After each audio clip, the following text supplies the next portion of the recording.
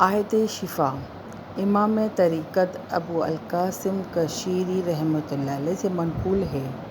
وہ فرماتے ہیں کہ ایک دن ایک بچہ بیمار ہو گیا۔ اس کی بیماری اتنی سخت ہو گئی کہ وہ قریب المرگ ہو گیا۔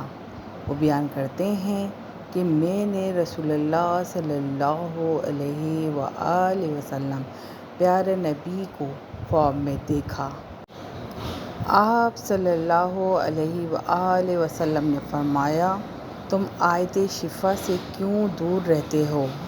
کیوں ان سے شفا نہیں مانگتے؟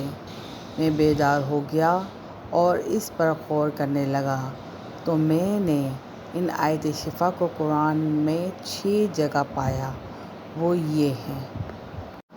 اور اس کے ساتھ آیت شفا کی یہ دعا بھی ضرور پڑھیں، انشاءاللہ تعالی آپ کو 100% کامیابی ہوگی۔